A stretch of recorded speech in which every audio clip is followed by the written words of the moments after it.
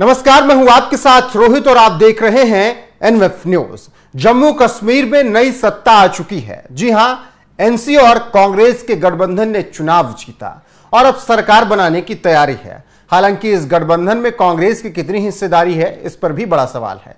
फारूक अब्दुल्ला ने ऐलान कर दिया है कि उनके बेटे उमर अब्दुल्ला जम्मू कश्मीर के मुख्यमंत्री बनेंगे। शपथ ग्रहण की तैयारियां जोर शोर पर चल रही हैं, लेकिन इस बीच एक ऐसी खबर हम आपको बताने जा रहे हैं जिसे सुनकर विरोधी चौंक जाएंगे और अब्दुल्ला परिवार भी एकदम सन्न रह जाएगा। क्योंकि भले ही यहां पर उमर अब्दुल्ला सीएम बन रहे हों, लेकिन ताकत उनके पास नहीं रहेगी और मोदी का खासी अभी भी जम्मू कश्मीर चलाएगा।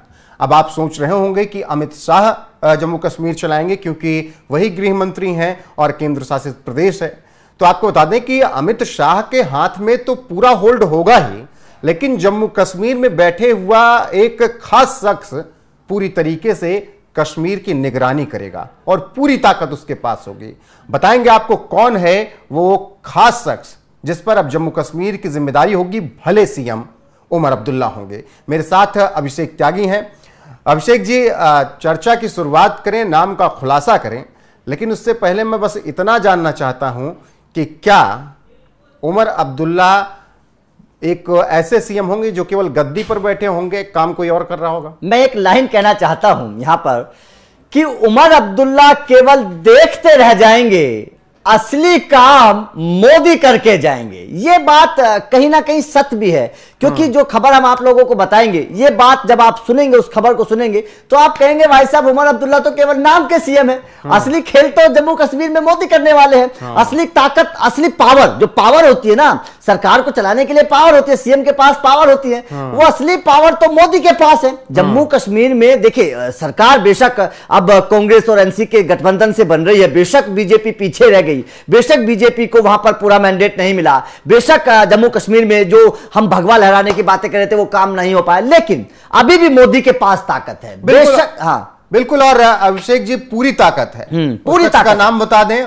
और क्यों उसके पास पूरी ताकत है वो भी आपको बता देते हैं, उसके बाद चर्चा करते हैं। जो तस्वीर इस वक्त, जो वीडियो आप देख रहे हैं, इसमें जो चेहरा नजर आ रहा है मनोज सिन्हा, यही वो शख्स हैं जो कि पीएम मोदी के खास हैं, जम्मू कश्मीर के एलजी हैं और यही जम्मू कश्मीर की जिम्मेदारी आपको अगले 5 साल तक और जोर शोर से निभाते हुए दिखेंगे। भले ही फारूक अब्दुल्ला के बेटे उमर अब्दुल्ला सीएम होंगे।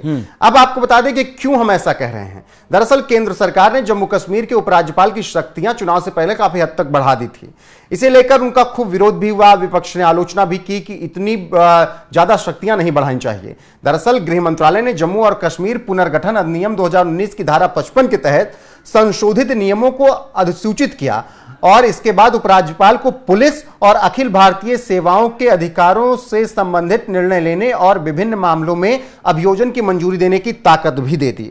इसके अलावा आपको बता दें कि विधि, न्याय और संसदीय कार्य विभाग न्यायालय की कार्यवाही में महाधिवक्ता की सहायता के लिए महाधिवक्ता और अन्य विधि अधिकारियों की नियुक्ति के प्रस्ताव को मुख्य सचिव और मुख्यमंत्री के माध्यम से उपराज्यपाल के बिना कुछ भी नहीं होगा, उनके सामने प्रस्तुत करना पड़ेगा। मतलब ट्रांसफर, पोस्टिंग भी जो होगी वो उपराज्यपाल के बिना दस्तखत के संभव नहीं है। इसके अलावा यह प्रावधान भी किया गया है कि कारागार, अभियोजन निदेशालय, फॉरेंसिक विज्ञान प्रयोगशाला से संबंधित मामले मुख्य सचिव के माध्यम से गृह विभाग के प्रशासनिक सचिव द्वारा राज्यपाल को प्रस्तुत किया जाएगा और प्रशासन की हर एक जिम्मेदारी मनोज सिन्हा ही निभाते हुए नजर आएंगे। तो अब इसी मुद्दे पर चर्चा करते हैं। देखिए, ट्रांसफर करना हो, पोस्टिंग करनी हो, यहां तक कि चपरासी रखना हो अब्दुल्ला के केबिन में, तो वो काम भी मनोज सिन्हा के दस्तखत के बिना नहीं होगा।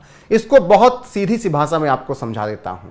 अगर 1 रुपए की टॉफी खरीदनी है तो उमर अब्दुल्ला को पूछना पड़ेगा, सिन्हा साहब क्या टॉफी 1 रुपए की ले सकता हूं?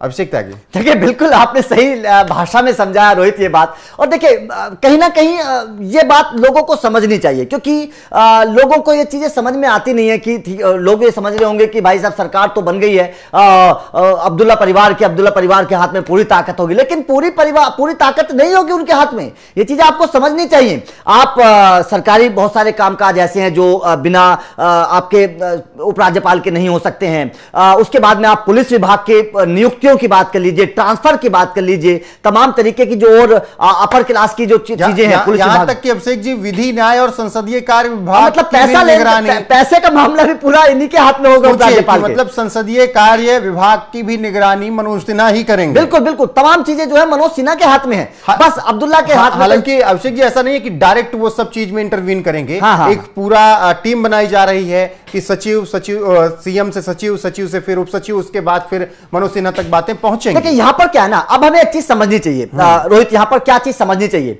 कि अगर फारूक अब्दुल्ला, सीधी सी भाषा में अगर मैं अपने दर्शकों को समझाना चाहूं, फारूक अब्दुल्ला अगर मनोज सिन्हा से बनाकर चलेंगे, फारूक अब्दुल्ला अगर सुबह उठकर रोज गुड मॉर्निंग गुड इवनिंग बोलेंगे, मनोज सिन्हा को फोन करेंगे, हालचाल पूछेंगे, तो सब कुछ ठीक रहेगा। अगर कर दिखाएंगे तो फिर मामला फारूक और उमर के लिए, दोनों के लिए यही लागू होगा।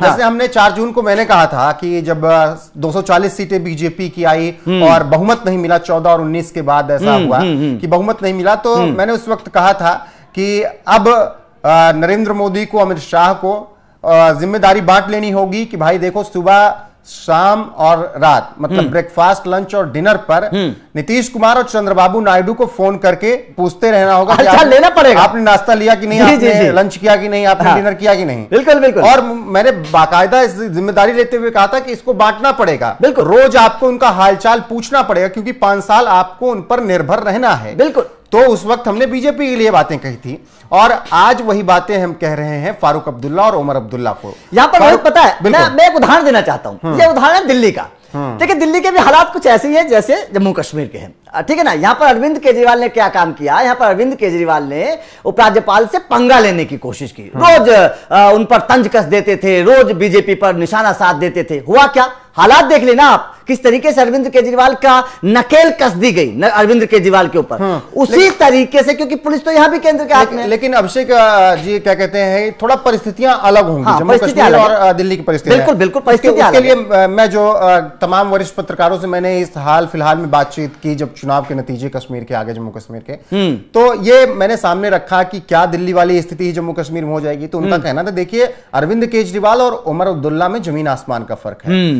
अरविंद केजरीवाल वो हैं जो कि हर जगह कपड़ा फाड़कर तमाशा करना जानते हैं, उमर अब्दुल्ला ऐसा नहीं करना चाहते हैं। उमर अब्दुल्ला के बयान से पता चलता है ना। उमर अब्दुल्ला ने इसीलिए आते ही कह दिया, भले उनके पिता फारूक अब्दुल्ला कह रहे हो कि पाकिस्तान से बात करनी चाहिए, लेकिन उमर अब्दुल्ला भी ऐसी कुछ भाषा नहीं बोलो, कह रहे 370 पर बात नहीं होनी चाहिए, केंद्र के साथ मिलकर काम करना है और प्रदेश को आगे बढ़ाना है। तो जो वरिष्ठ पत्रकारों ने बताया, राजनीतिक विश्लेषकों ने बताया कि अरविंद केजरीवाल है, कपड़ा फाड़कर तमाशा करना चाहते हैं। वो ये भी बोलना चाहते हैं कि देखो दही खट्टी हो गई तो ये एलजी की वजह से हो गई, दूध फट गया तो एलजी की वजह से हो गया। लेकिन उमर अब्दुल्ला ऐसा नहीं करना चाहते हैं, इसीलिए उन्होंने प्रधानमंत्री को बाकायदा बहुत अच्छे से संबोधित किया।